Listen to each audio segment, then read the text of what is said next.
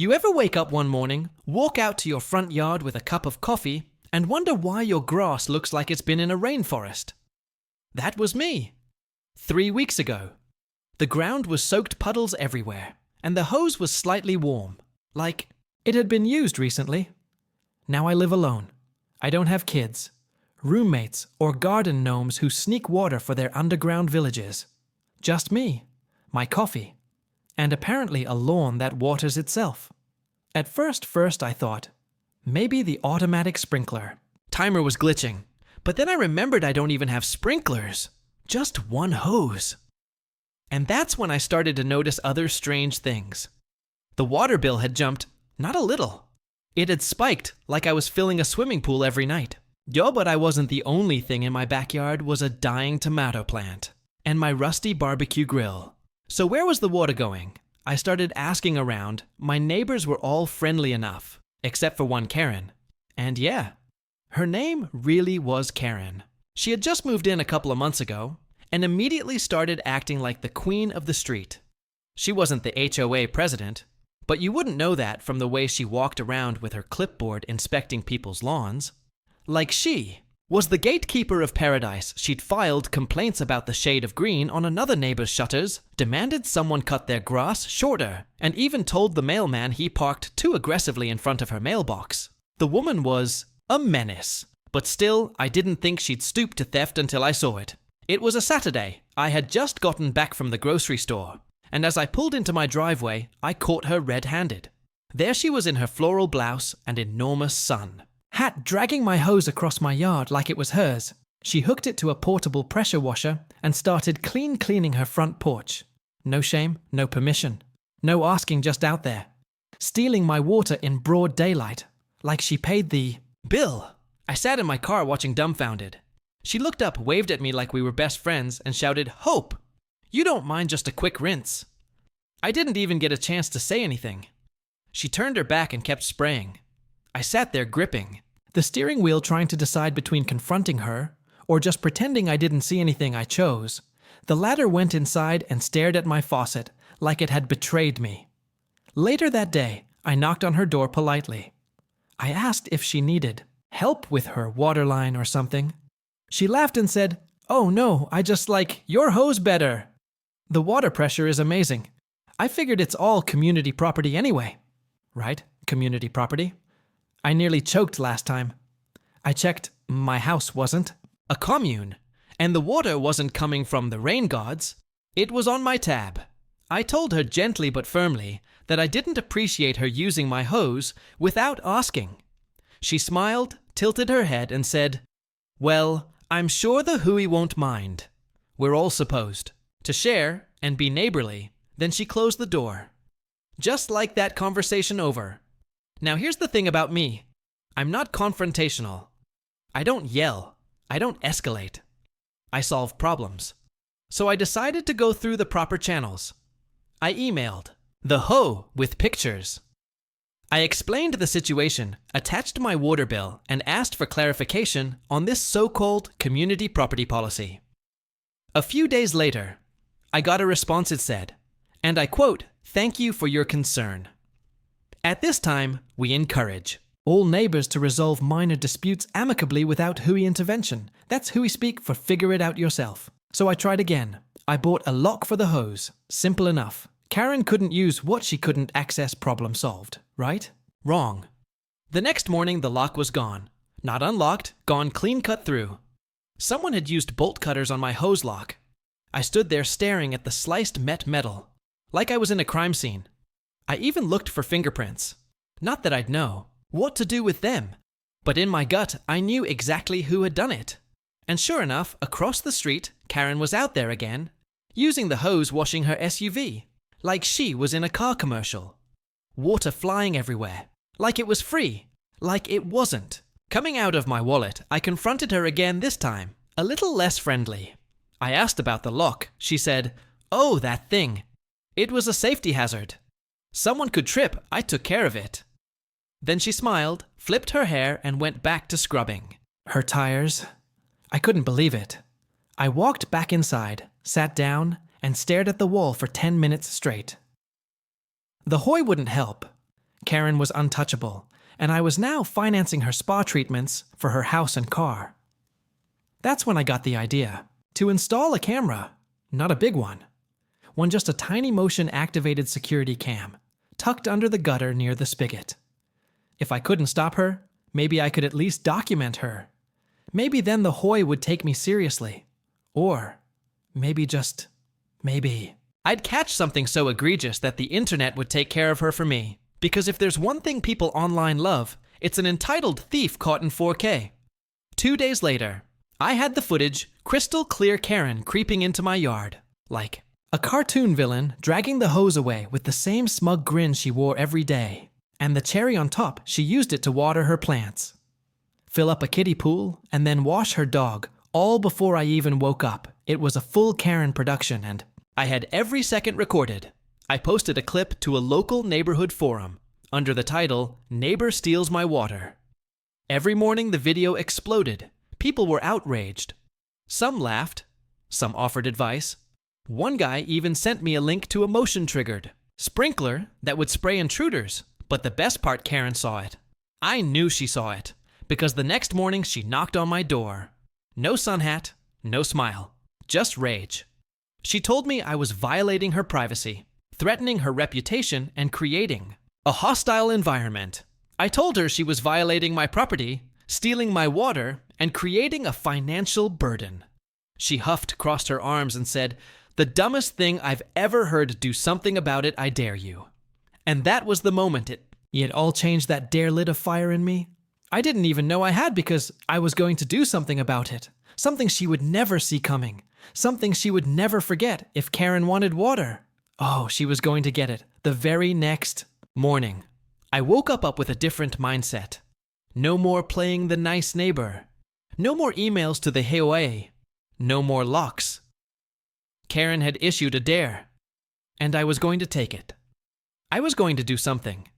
She would regret every time she turned a faucet. But revenge needs planning, and I wasn't about to go in unprepared. First, I wanted to see how far she'd really go.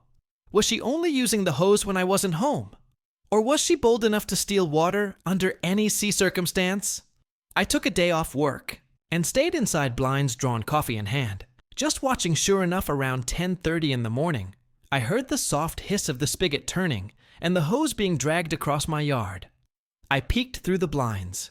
There she was again, wearing yoga pants, and a smug expression sprang down her driveway like it was her personal car wash. This time I walked outside, phone in hand, pretending to be texting. She saw me, hesitated for half a second, then carried on, like I wasn't even there. I didn't say anything, just recorded. She didn't flinch. It was like she wanted to prove that I couldn't stop her. That my complaints, my cameras, my warnings meant nothing. When she finished, she waved the hose at me and said, "See, works great. You should thank me for keeping it in shape." I forced a smile, went back inside, and watched the video again. I didn't even have to zoom. The footage was clear, direct, and damning.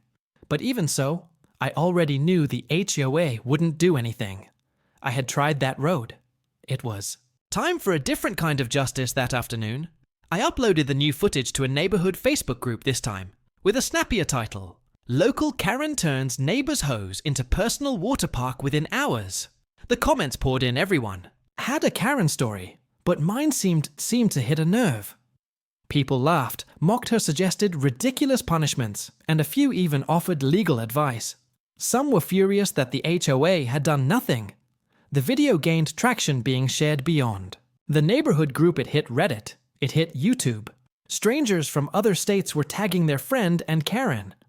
Oh, she noticed the following morning. She stood in her yard with 2 members of the HOA board, pointing at my house. I watched from the window as she acted like she was the victim. I saw her gesturing dramatically, even pretending to wipe a tear. A few hours later, I got a letter slipped into my mailbox, a formal warning from the HOA for unauthorized surveillance and hostile behavior toward a fellow resident. I almost laugh. Hostile behavior. I hadn't even raised my voice. They were more upset about me recording her theft than about the theft itself. So that was it. I was done playing by the rules. If the system wouldn't, Help me, I'd make my own system. I started brainstorming. I thought about alarms, fake signs, pranks, but none of them felt like enough. I wanted something poetic. Something that would leave an impression. Not just a mess. That's when fate handed me the perfect opportunity. I was driving past a construction site on the edge of the neighborhood when I saw a crew setting up a temporary sewage tank. Not just a regular one either. This was industrial, the kind they use for portable toilets and waste. Containment, and it hit me a terrible, brilliant, satisfying idea. I pulled over and struck up a conversation with one of the workers, asked a few casual questions, told him I was a homeowner, dealing with some drainage problems and might need a similar tank for an irrigation experiment. He laughed, but he was friendly, and after a bit of back and forth, I slipped him a little cash to let me access the tank for a single evening, strictly for testing purposes. He agreed, shrugged and said, as long as I didn't mess with the pump, he didn't care what I did. That was all I needed back home. I pulled out my toolbox. I built a small adapter that connected the spigot to a second hose, one that I ran underground. And behind some bushes connected directly to the sewage tank. It was genius. The outward appearance of my hose was totally normal. But when someone turned it on, thinking they'd get clean pressurized water, they'd be in for a surprise. A brown, smelly, unforgettable surprise. I tested it once to make sure it worked using a separate line and a sealed bucket. The results were exactly what I'd H for the smell alone could have knocked out a horse. Now all I had to do was wait. I set everything up one night under cover of darkness, made sure the cameras were rolling, and left the main hose where Karen always found it. The bait was perfect. The trap was armed, and just as I expected the next morning around 10:30, I heard it. The familiar hiss of the hose. I grabbed my phone and pulled up the camera feed there. She was dragging it across the yard like always. She didn't even look around. This time, she was that confident. That entitled, she hooked the hose to a new rotating sprinkler. One of those fancy ones that spin in a wide circle, and set it down in the center of her lawn. Then she turned the spigot. It was slow at first, a weird gurgle, a sputter. She tilted her head, confused. Then it hit a jet of thick, dark, putrid liquid shot out in a wide arc, spraying her lawn, her patio, and most importantly, her white wicker furniture. The sprinkler spun once-twice by the third rotation. She was screaming so loud I could hear it through the walls. She ran toward the spigot slipping. On the grass, as it turned into a smelly swamp, neighbors started poking their heads out. Some gasped. One man dropped his coffee. Someone even started filming. Karen wrestled with the hose like it was a snake trying to kill her. She ripped it from the sprinkler, but not before another spray of sewage blasted her shins. She was covered, screaming, coughing, and best of all, there were witnesses. Real live. Witnesses who had seen everything. I watched it all on the screen, savoring every second. This wasn't just revenge. This was art. Later that day, I walked outside pretending to check my mail. She saw me and lost it, stormed over still wearing ruined sandals and covered in sludge, shouting about lawsuits and biohazards and threat I didn't say. A word I just smiled and said, "You told me to do something about it." So I did. Her face turned red, then green, then red again. She stomped off yelling about calling the HOA. I waved and said, "Be sure to tell them the water wasn't stolen this time that night." I uploaded the footage and within hours, it broke the internet. Karen was now officially famous, and not in a good way. By the next morning, my entire neighborhood had changed. People weren't just whispering anymore. They were outright laughing. From the moment Karen's sewage sprinkler show went online, her reputation took a nosedive so fast it could have cracked pavement. The video spread like wildfire, especially once someone edited in dramatic music and slow motion zooms of her reaction. I hadn't posted the footage myself this time. Someone else did, probably one of the neighbors who caught it live. I could tell from the angle it was filmed from the upper balcony across the street. Within 12 hours, the clip had made it to Reddit, TikTok, and even Facebook mom groups with titles like "When Karens Get What They Deserve" and "Neighborhood Justice at its Finest." But as satisfying as the public reaction was, I wasn't done. See, the sewage stunt was just phase 1. It worked beautifully, no doubt, but Karen wasn't the type to learn from her mistakes. If anything, the mess had only triggered her deeper instincts for retaliation. I knew her silence wouldn't last. And I was right that afternoon. A very official-looking envelope appeared. At my door inside was a letter printed in all caps, filled with legal buzzwords and empty threat. She accused me of intentional sabotage, personal endangerment, and biological assault. She even claimed her dog got sick from the incident, though I had clear video of the animal nowhere near the spray zone. I almost felt bad for her lawyer. If she actually hired one, because anyone who read the full story would have laughed her right out of the office. But I took the letter seriously in one way. It confirmed what I already knew. Karen wasn't going to stop. So I started planning phase 2. Not another prank. Something smarter. Something permanent. The ultimate shutdown first. I doubled down on my C-camera system. I added another 2 motion sensing. Cams around the side of the house, and one right above the hose hidden inside a fake birdhouse. I wanted a 360-degree view of everything, just in case she got clever. Then I visited the construction site again, just to thank the workers, and discreetly. Offer them a pizza delivery on me, keeping them happy, meant keeping access to the sewage tank just a little longer. They thought I was testing fertilizer flows. I didn't correct them at home. I upgraded the hose rig. The first version had been manually routed and required careful timing.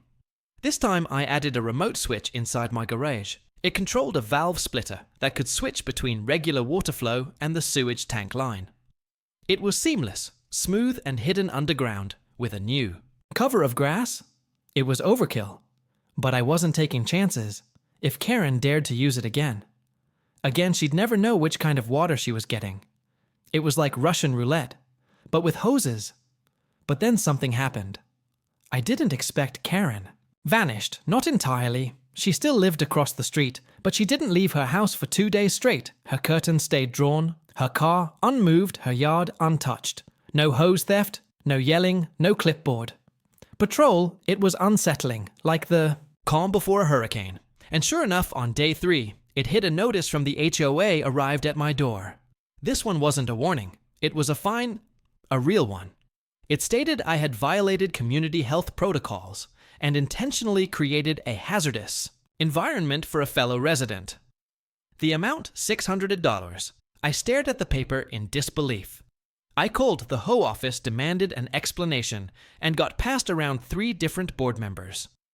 Finally, someone admitted that Karen had filed a formal complaint, backed by photographic evidence and 2 supposed witnesses who claimed I had threatened her with a chemical attack. I couldn't even laugh. It was just too absurd. I offered to show them the full camera footage, timestamps, and even documentation from the construction site showing that the hose was accessed solely from my property. They said they'd review it in the next board meeting. That meeting, by the way, was scheduled for the following month. It was a setup. Karen knew exactly how the HOA worked: slow, bureaucratic, and easily manipulated. She was using the system like her personal shield. But she made one mistake. She assumed I would let it go, that I'd either pay the fine or wait quietly for my name to be cleared. She didn't know that. While she was hiding behind paperwork, I was already digging deeper. Over the next few days, I did some research. I conned through public records, dug up HOA bylaws, even visited the county clerk's office. It wasn't about obsession. It was about precision. And then I found a technicality buried in the Association Rules Section 4. To be any homeowner caught trespassing on another resident's property without express permission, particularly for the use of utilities, will be subject to immediate investigation, fines, and potential removal from the HOA benefits there. It was the golden ticket. Karen had walked onto my property countless times. I had video proof, I had timestamps, I had witnesses unlike her imaginary ones. I printed it all out, stapled it into a thick packet, and mailed copies, not only to the HOA, but also to a few other residents who had complained about her in the past. I didn't start a war. I started a rebellion within 2 days. One of my neighbors knocked on my door. He was a soft-spoken guy named Glenn, who lived 2 houses down. Said he'd had it with Karen Ever since she reported his backyard hammock for being too colorful, he thanked me for exposing her. Then another neighbor joined in. Then another Karen had made enemies everywhere. I had just lit the fuse. Soon, the entire street was buzzing. People were comparing stories, sharing notes, and passing around the footage like trading cards. I didn't have to lift another finger. Karen had spent months acting like the queen of the block, and now her kingdom was revolting. The final piece fell into place when someone leaked a recording of a private HOA meeting where Karen had tried to manipulate the board. Her voice was unmistakable, and her tone was as entitled as ever it ended, with her screaming about being targeted by jealous neighbors who can't handle a strong woman. That clip paired with her sewage bath. Video created a perfect storm. Karen came outside 2 days later, sunglasses on, no makeup, and visibly shaken. She didn't yell. She didn't steal water. She just got into her car and drove away without looking at anyone for the first time in weeks. The street felt calm, peaceful like it used to be before she arrived, but I wasn't foolish enough to think it was over. People like Karen don't disappear. They retreat, regroup, and plan their next move. That's why I left the remote valve switch active.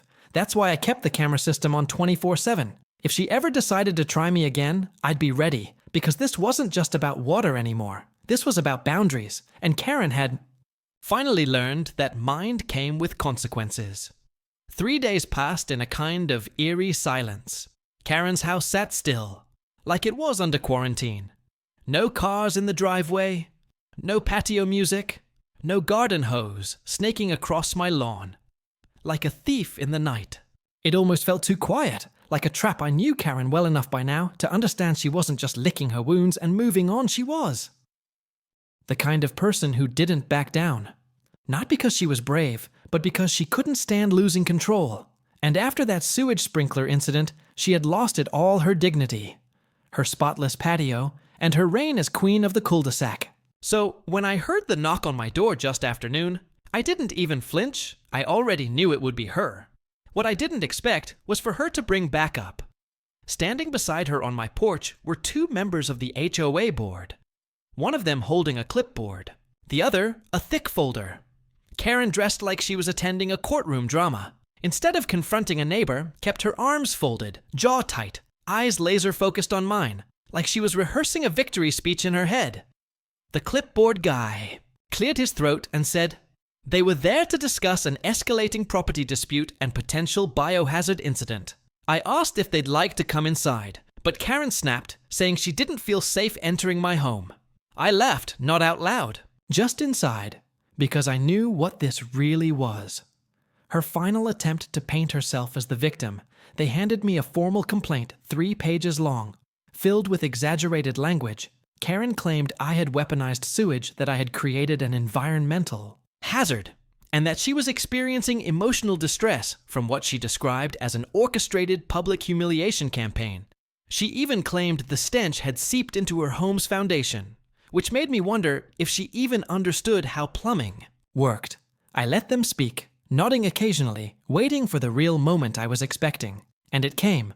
Karen demanded that I pay for the cleanup of her lawn, and patio formally apologize and attend a conflict resolution session arranged by the HOA. The moment she finished her list of ridiculous demands, I held up a finger and said, I had something to show them.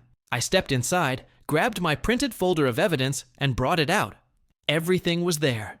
Time-stamped video footage of Karen entering my property without permission. Multiple times. On multiple dates, always. With my hose in hand, I included water bill statements, screenshots of neighborhood posts, even a list of other neighbors who had submitted complaints about her in the past year, and then I handed them the HOA bylaw she clearly violated, highlighted in neon yellow: trespassing with use of private utilities without consent. Clipboard guy took his time reading. Karen's face went pale as he flipped the pages. The other board member leaned in, whispering something under his breath, and suddenly the mood shifted. Karen started interrupting, claiming the videos were manipulated, that I was stalking her, that I had created a hostile environment long before the hose incident. But they weren't buying it. The board members said they needed time to review all the material and would call a special meeting within the week to address the issue. Karen protested, said she deserved immediate action. But this time, they ignored her. The moment they walked away, Karen turned to me. One last time. Her voice was quieter now, sharper, almost trembling.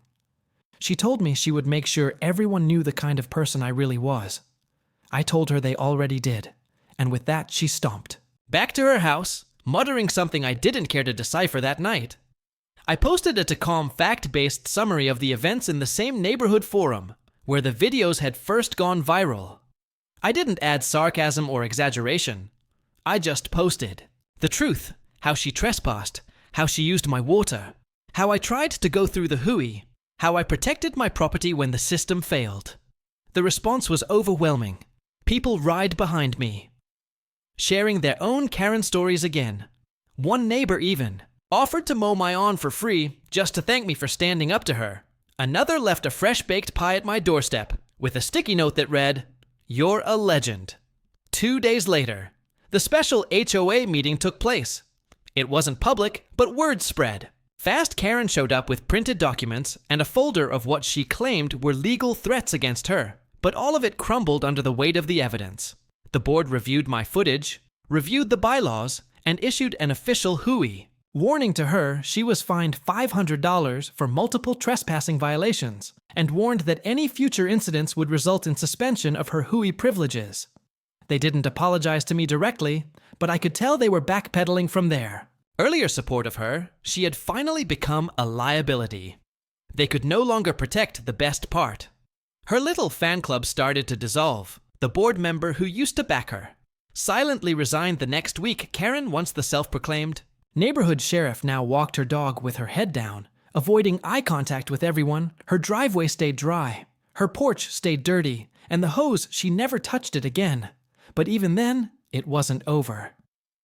Karen tried one last pathetic move. She filed a complaint with the city claiming I had illegally installed a sewage connection in my yard. I got a visit from a city inspector who, after checking the setup and laughing for 5 straight minutes, told me I was in the clear the hose. Line wasn't permanent. There was no violation. He even said off the record that he wished more people handled things with such creativity. I offered him a bottle of water. He declined, joking, "Only if it's not from the hose." By now my video had passed. 4 million views online. People were asking for interviews. One guy emailed, asking if I'd consider selling shirts with the phrase H Justice printed on them. My neighbors were treating me like a local hero. But I didn't feel heroic. I felt relieved. Finally, after weeks of madness, I had peace, and yet part of me stayed alert, because people like Karen don't disappear. They regroup. They wait. They try to find new ways to bite back. So I left the remote valve installed. I left the cameras on. I even set up a new hose, shiny and tempting, coiled like a trap waiting to spring. Not because I thought she'd try again, but because if she did, I wanted to be ready. Because now everyone in the neighborhood knew one thing for sure: if Karen came for my hose again, she'd better bring a U-Pop. It had been nearly a month since the sewage storm hit Karen's kingdom. Her house, once the epicenter of noise complaints and unsolicited advice, now stood like a forgotten monument to suburban tyranny. The porch. Lights stayed off at night, the curtains drawn tighter than ever, and not once did her shoes touch my lawn again. The hose lay coiled, peacefully untouched and gleaming, under the sun like a retired warrior who had seen the battlefield and earned its rest for the first time. In what felt like forever, my mornings were quiet. No more spikes in the water bill, no more confrontation over a simple gardening tool, and no more being made to feel like a trespasser on my own property. Life had returned to normal, or at least something that resembled it. The neighbors greeted me with smiles. Now not just casual nods, but genuine acknowledgement, people who used to look the other way. When Karen walked by now, went out of their way to stop and chat. With me, Glenn the hammock guy even invited me over for a backyard barbecue. And someone anonymously left a gold-colored hose nozzle on my doorstep as a trophy. No note. No name, just a silent salute from someone who understood poetic justice when they saw it online. The saga had taken on a life of its own. The video kept gaining traction. Memes were made. People stitched their own Karen stories onto mine. One guy even made a parody song using the footage of the sewage spray in slow motion. Synced to dramatic opera music, someone else recreated a graphic novel-style animation retelling the event with exaggerated cartoon versions of Karen and me. Every few days, I'd get another message from a stranger somewhere in the world saying, "Thank you for standing up to HOA madness," or sharing how my story inspired them to finally call out their own neighborhood tyrant. I didn't ask for the fame, but I wasn't going to lie. It felt good. Still, I never fully let my guard down. Karen had gone. Quiet but quiet didn't mean defeated. It meant waiting one evening. Just after sunset, I found an envelope slipped under my front door. There was no postage, no name. Just a single sheet of paper, folded neatly inside, was a handwritten note that read, "You may have one this time, but this neighborhood won't be yours forever. I'll be back stronger." The handwriting was unmistakable. It was the same angry cursive I seen on every HOA complaint PL form she ever submitted. I laughed. Not because I found it funny, but because it was exactly the kind of thing she'd do. Dramatic, vague, and completely ineffective the next day. A moving truck appeared in front of her house. No warning, no goodbye. Just workers packing up her potted plants. Her outdoor furniture, and that god-awful pink flamingo she used to keep by the mailbox. She didn't say a word to anyone. She simply vanished. Her house was listed for sale by the end of the week, and within days, a young couple with a toddler bought it and moved in. They introduced themselves. The very first day, brought cookies, and asked politely if it was okay to use their own hose hookup. I nearly cried from the normally, but the story didn't end there. A week later, I got an email from a guy named Devon. He lived in another HOA across town and had somehow ended up with Karen as new neighbor. Apparently she wasted no time settling into her old habit. First it was complaints about someone's wind chimes being too loud, then about a cat that dared to walk across her front steps and finally wait for it. She was seen dragging a neighbor's hose across the yard to wash her car. Devon found me through the viral video and asked if I had any tips on how to handle her. I told him everything. I sent him the setup plans for the valve system, recommended the camera brands I used, and even included a document I'd made called Karen Defense Protocol. He replied with 3 words. "This means war." I didn't hear back for a few days. But when I did, it was glorious Devon had taken my idea and gone even further. Instead of sewage, he used a mixture of compost tea and expired fertilizer, completely natural, but outrageously foul. Karen got sprayed again. Only this time it was in front of a group of kids playing on their scooters. The footage wasn't as clean as mine, but it was hilarious. She screamed, slipped and fell into her rose bushes. The video went up online, and within 48 hours, people were calling it Karen's Revenge. Part 2. The saga continued, and I realized something both amusing and slightly disturbing. Karen wasn't just a problem. She was a traveling circus of entitlement in expecting every HOA she touched. But now, thanks to the internet, every time she struck someone was ready to strike back after that. I decided to make something useful out of the experience. I started a small blog where I wrote about ridiculous HOA encounters, neighborhood drama, and suburban pettiness. I didn't name anyone directly, but everyone knew who the hose queen was. I turned the camera footage into a little mini-series, pairing it with anonymous stories submitted by others. It grew faster than I expected. People were tired of being pushed around in their own homes, and somehow my ridiculous water war had become the banner they could rally behind. I even started selling a few t-shirts with funny slogans like "Ho before bros and justice flows." But despite all that, my favorite part of the whole ordeal wasn't the views or the messages, or even the satisfaction of watching Karen slip into through her own puddle of karma. It was something quieter. One afternoon, I was in my backyard, just trimming the hedges, when I heard laughter. Real loud. Unfiltered laughter. It was the new couple, who moved into Karen's old house, chasing their toddler around a sprinkler they'd set up on their own lawn, using their own hose. The kids squealed with delight. The parents laughed along, and no one was stealing water. DeCiso riding fines that was the real win. Not the revenge. Not the views, but the peace. The return to a neighborhood where people respected each other's space, where the only thing spraying from a hose was water. Not war as I stood there. Hose in hand. I thought about all the chaos that one simple garden tool had caused. Who would have thought that a plastic tube and some water pressure could unravel an entire power structure, expose a tyrant, and unite a street full of strangers? It was ridiculous. It was poetic, and it was perfect. I turned the spigot, let the hose come to life, and watered my tomato plant, like I used to, peacefully, quietly, and without an audience. And for the first time in a long time, it actually felt like home again.